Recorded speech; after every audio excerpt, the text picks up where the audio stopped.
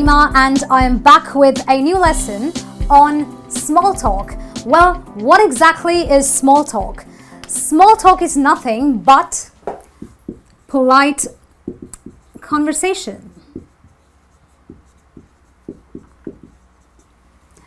Well, you may say that all conversation needs to be polite, and you're right. Yes, every kind of conversation needs to be polite, but small talk is polite conversation specifically made with people that are not very well known to us, or people that we don't really talk to on a daily basis. So small talk happens to be very impersonal, because of course if you don't know someone very well, you are not bound to be very personal or share really intimate details with them, right? So small talk is nothing but polite conversation we have with people who we don't know very well. Now, small talk is very important for all of you who are beginning to learn English, because you want to practice speaking English, and indulging in small talk is a very nice way to do it. Now, small talk happens when you meet neighbors outside your apartment. Small talk happens between classmates at the beginning of their lectures. Small talk also happens when you're kind of inquiring about the weather.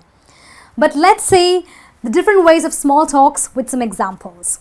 The first one is greeting. When I'm greeting someone, I will indulge in small talk. It could also be with strangers, people I have met at the first time in a restaurant or at the local post office, okay? So if I'm meeting someone at the local post office, for example, I don't know that person, but I could say something like, how are you doing? What's up? Or maybe what's up? Or good morning.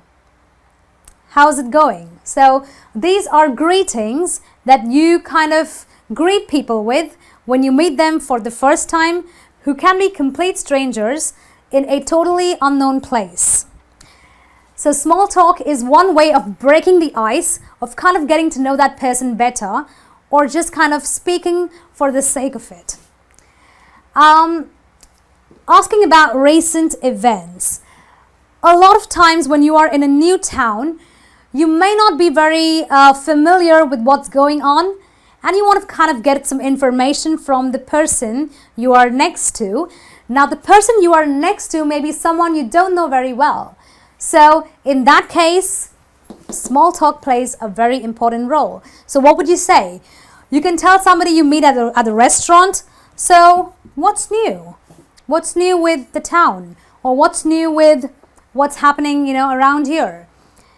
Maybe last night there was a blizzard in your town and you had this really heavy jam the entire night and you were stuck in traffic.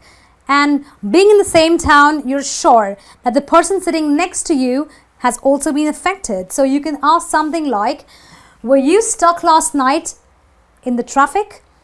That kind of, breaks the ice, builds a bond, and kind of, is a stepping stone to have further conversation. Small talk is also very important when you are asking about family. Now, you can ask about someone's family to somebody who you don't know at all, or you can ask about family to a person who is from your own family, but who you don't really talk to a lot because you're kind of not very personal. You are impersonal with that person. So, if you are asking about family to the person who is a complete stranger, you can kind of break the ice by saying, how many siblings do you have? Or do you have a big family? Or are your parents living with you? Something that kind of, makes you kind of talk a little bit more after you've kind of, just bridged that gap or that awkwardness between you for the very first time.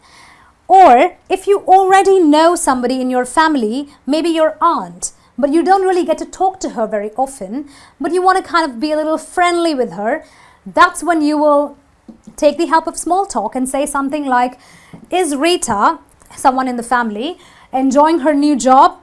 Or is Sam enjoying her new workout in the gym? That kind of, makes small talk become so important when you're kind of talking about family with strangers or with family members. Talking about the weather is another very important or a very often used way of indulging in small talk or polite conversation with strangers and people you know. Well, how can you talk about the weather with a stranger? Well, if you're in a restaurant or if you're at the local post office or any place that you often go to and you meet someone for the first time and you try to strike up a conversation, you can begin by talking about the beautiful day you're kind of experiencing, and you can say something like, "It's a beautiful day, isn't it? Okay, clear skies," or maybe "perfect day for a picnic, isn't it?" Or maybe you're in a restaurant and someone's really sweating in spite of the AC on, so you could say something like, "It's humid, isn't it?" Well, that's a way to strike up a conversation, and you can only do it by indulging in small talk. Now, you can also do small talk while talking about common friends. Okay, so you know somebody and both of you know another person, which means that this other person is mutually known to both of you. So I can ask my friend who we both know, a person by the name of Sam, and we say, "Have you seen Sam's new car?" Okay, we both know Sam, so we're talking about Sam's new car. So we're talking about a common friend of ours. Or I could say something like, "Do you know John's sister? Do you know she just got a new job, or do you know she just went to Egypt or some other country maybe?" So that's how we indulge in small talk in various ways. Now, I'm going to deal with the basic points you need to follow if you want to do small talk in the proper way. Well, now that we've learned how to indulge in small talk by way of greeting or talking about the weather, I think it is equally important for you to understand that making small talk requires a technique, which means that if you want to be an effective person while indulging in small talk, you've got to follow three basic or three golden rules. Well, they're really simple, okay? So the first rule is that you always answer the question. Now remember that when you make small talk, you always ask a question most of the times. So when somebody asks you a question, you answer it, okay?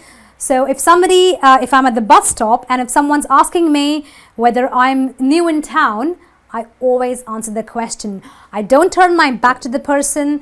I don't give him an ugly stare.